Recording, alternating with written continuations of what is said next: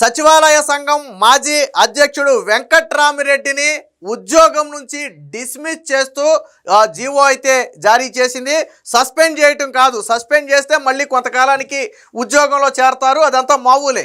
కానీ డిస్మిస్ చేస్తే పూర్తిగా బర్తరఫ్ అంటాం కదా, సో పూర్తిగా ఉద్యోగం నుంచి తొలగించడంతో పాటు అతడికి రావాల్సినటువంటి రిటైర్మెంట్ బెనిఫిట్స్ను కూడా కోల్పోవడం జరుగుతుంది. ఈ దశగా ఆ ప్రభుత్వం అయితే ఆ నిర్ణయం తీసుకుంది. ఇక వెంకట్రామిరెడ్డి గురించి ఎంత చెప్పినా తక్కువ, ఎందుకంటే గతంలో అతని మెడలో లేనిది వైసీపీ కండువా ఒక్కటే. వైసీపీ కండువా వేసుకోలేదు, కానీ జగన్మోహన్ రెడ్డికి ఒక కార్యకర్తలాగాను వైసీపీ పార్టీ నాయకుడిగాను వ్యవహరించి గత ఎన్నికల సమయంలో 2024 ఎన్నికల సమయంలో వైసీపీని గెలిపించేందుకు ఆ ఉద్యోగుల తరపున ప్రచారం కూడా చేశాడు. వాస్తవానికి ఇప్పుడు వెంకట్రామిరెడ్డి మీద ముసలకన్నీరు వైసీపీ పార్టీ గారుస్తుంది, కానీ అసలు సస్పెండ్ చేసిందే వైసీపీ హయాంలో. గతంలో ఎన్నికల కోడ్ అమల్లో ఉన్నప్పుడు ఉద్యోగులతో కలిసి ఎన్నికల ప్రచారం చేశాడు అని ఆరోపణలు వచ్చిన నేపథ్యంలో అప్పటి కడప కలెక్టర్ సిఫారసు మేరకు నాటి వైసీపీ ప్రభుత్వమే సస్పెండ్ చేసింది. అప్పుడు ఎన్నికల కోడ్ అమల్లో ఉంది. ఆ తరువాత పూర్తి స్థాయిలో విచారణ చేసిన తర్వాత ఆ రోజు ఎన్నికల ప్రచారంలో పాల్గొన్న మాట వాస్తవమే.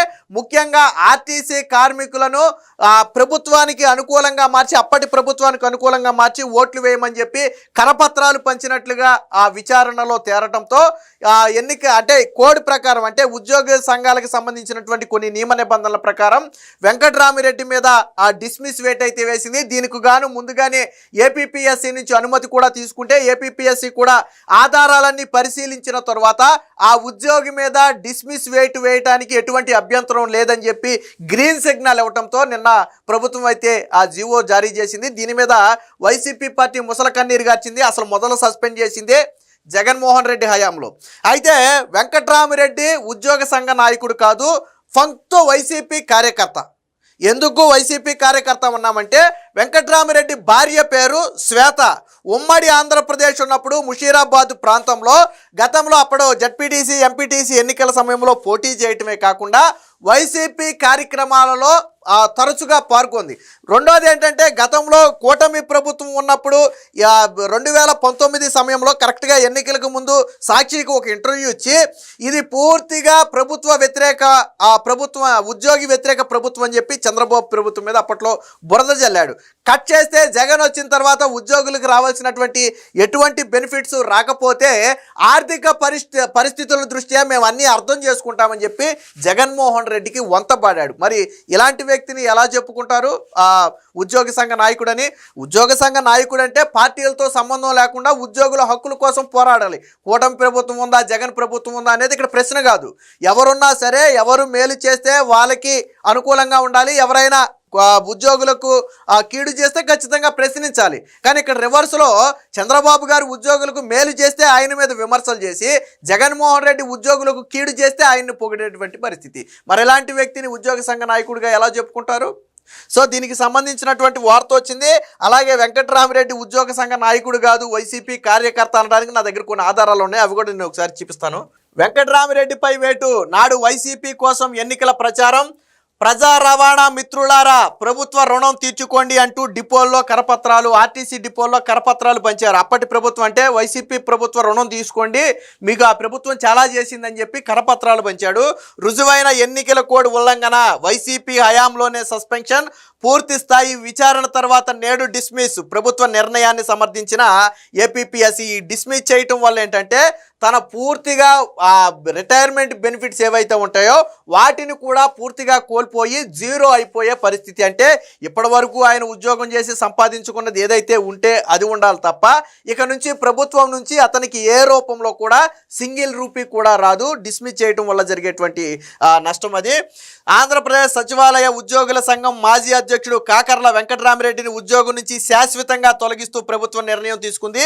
2024 ఎన్నికల కోడ్ ఉల్లంఘిస్తూ తన విధుల పట్ల చిత్తశుద్ధి, అంకిత భావం పాటించడంలో విఫలమైనందుకు గాను సిసిఏ రూల్స్ 1991 ప్రకారం వెంకట్రామిరెడ్డిపై డిస్మిస్ నోటిఫికేషన్ జారీ చేస్తూ ప్రభుత్వం అయితే జీవో ఇచ్చింది. 2024 ఎన్నికల సమయంలో వెంకట్రామిరెడ్డి వైసీపీకి అనుకూలంగా ఎన్నికల ప్రచారంలో పాల్గొన్నట్టు నిర్ధారణ అయిందని చెప్పి ఆ జీవోలో స్పష్టంగా అయితే చెప్పారు. దీనికి సంబంధించిన మరొక వార్తను చూద్దాం. ప్రభుత్వం స్పష్టంగా వెల్లడించింది. ఆ ఏడాది మార్చి 31వ తేదీన మైదుకూరు, ప్రొద్దుటూరు, బద్వేలు, కడప ఆర్టీసీ డిపోల్లో కార్మికులతో ఆయన సమావేశాలు నిర్వహించి రాజకీయ ప్రచారం చేసినట్లుగా జిల్లా ఎన్నికల అధికారి కలెక్టర్ నివేదికలు ఇచ్చారని తెలిపారు. ఈ అంశంపై జరిగిన పూర్తి స్థాయి విచారణలో వెంకట్రామరెడ్డిపై వచ్చిన ఆరోపణలు నిజమేనని రుజువయ్యాయని ఆంధ్రప్రదేశ్ సివిల్ సర్వీసెస్ ప్రవర్తన నియమావళి 1964ను వెంకట్రామరెడ్డి ఉల్లంఘించారని ప్రభుత్వం పరిగణించింది. ఇందులోని ఆ రూల్స్ ప్రకారం సివిల్ సర్వీసెస్ నిబంధన 1991లోని రూల్ 8/1 ప్రకారం సంక్రమించిన అధికారాలను ఉపయోగించి పంచాయతీరాజ్ గ్రామీణాభివృద్ధి శాఖలో ఇన్ఛార్జ్ ప్రాతిపదికన అసిస్టెంట్ సెక్రటరీగా పనిచేస్తున్నటువంటి సెక్షన్ ఆఫీసర్, వాస్తవానికి ఈయన సెక్షన్ ఆఫీసర్ అయితే అసిస్టెంట్ సెక్రటరీగా పనిచేస్తున్నాడు. సో వెంకట్రామరెడ్డి ఎన్నికల సంఘం సిఫార్సు మేరకు 2024లోనే వైసీపీ సస్పెండ్ చేసింది. తదుపరి ఈ ఉల్లంఘనపై పూర్తిస్థాయి విచారణ నివేదిక ఏపీపీఎస్సీ సూచనలను అనుసరించి అత్యంత కఠినమైన శిక్ష అయిన సర్వీసు నుంచి తొలగింపును విధిస్తూ సోమవారం ఆ ఉత్తర్వులు అయితే జారీ చేశారు. సో అప్పట్లో ప్రజా రవాణా మిత్రులారా, మీరు ప్రభుత్వం రుణం తీర్చుకోండి అని చెప్పి జగన్మోహన్ రెడ్డికి ఏకపక్షంగా వ్యవహరిస్తూ ఒక వైసీపీ కార్యకర్తలాగా ప్రచారం చేశాడు. ఇది పూర్తిగా నిబంధనల ఉల్లంఘన. ఏ ప్రభుత్వ ఉద్యోగి కూడా ఏ పార్టీకి అనుకూలంగా ఎట్టి పరిస్థితుల్లో ప్రచారం చేయకూడదు. అది రూల్స్ చెబుతున్నటువంటి మాట. సో దాన్ని అతిక్రమించినందుకు గాను తీసేయడం అయితే జరిగింది. దీనికి సంబంధించి గతంలో వెంకట్రామరెడ్డి ఏం మాట్లాడాడు ఒకసారి చూపిస్తా. దీని మీద నిన్న వైసీపీ ముసల కన్నీరు గార్చింది చూడండి. ఉద్యోగి సంఘ నాయకుడు కాకర్ల వెంకట్రామరెడ్డిపై కూటమి ప్రభుత్వం కక్ష సాధింపు, ఉద్యోగుల సమస్యలు డిమాండ్లు పరిష్కారం కోసం ప్రశ్నిస్తున్నాడనే అక్కసుతో సచివాలయంలో అసిస్టెంట్ సెక్రటరీ ఉద్యోగం నుంచి డిస్మిస్ చేయించిన చంద్రబాబు గతంలో సచివాలయ ఉద్యోగ సంఘం అధ్యక్షుడిగా పనిచేసి ఇప్పుడు ఏపీ గవర్నమెంట్ ఎంప్లాయీస్ ఫెడరేషన్ అధ్యక్షుడిగా ఉన్న వెంకట్రామరెడ్డి ఇలా డిస్మిస్లతో ఉద్యోగుల గొంతు నొక్కలేవు చంద్రబాబు అని చెప్పి ఇచ్చాడు. ఏ రకంగా ఉద్యోగ సంఘ నాయకుడు అని చెప్పుకుంటున్నా నాకు అర్థం కాల. ఇక్కడ ఫస్ట్ థింగ్ ఏంటంటే అసలు సస్పెండ్ చేసిందే మీ హయాంలో. నిజంగా వెంకట్రామరెడ్డి ఆ రోజు నిబంధనలను ఉల్లంఘించకపోతే వైసీపీ హయాంలో ఎందుకు సస్పెండ్ చేశారు? ఇప్పుడు డిస్మిస్ చేశారు, అది వేరే విషయం. అప్పుడు ఎందుకు సస్పెండ్ చేశారు?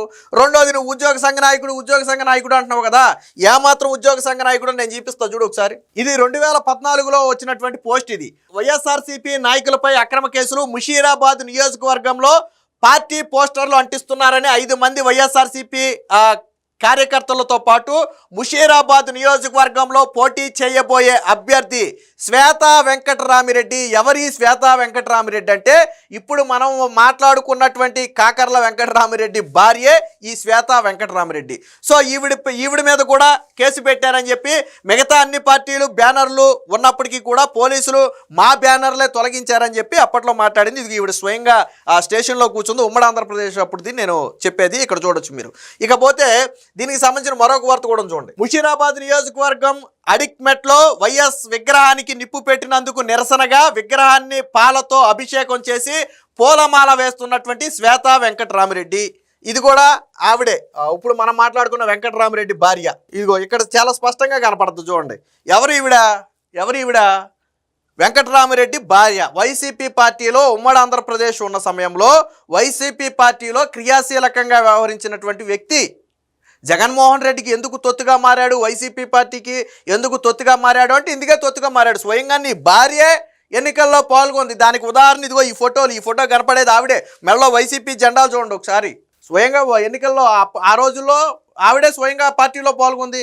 ఇంకా ఈయనేం మాట్లాడాడు చూడండి గతంలో. ఇది ఉద్యోగి వ్యతిరేక ప్రభుత్వం. ఎప్పుడంటే ఎన్నికలకు 2019 ఎన్నికలకు కొద్ది రోజుల ముందు, అంటే చంద్రబాబు గారి 5 ఏళ్ల పాలన తరువాత కరెక్ట్గా ఎన్నికలు వస్తున్నాయి అన్న సమయంలో మాట్లాడిన మాటలు. ఇది ఇక్కడ డేట్ కూడా ఉంది సాక్షిలో.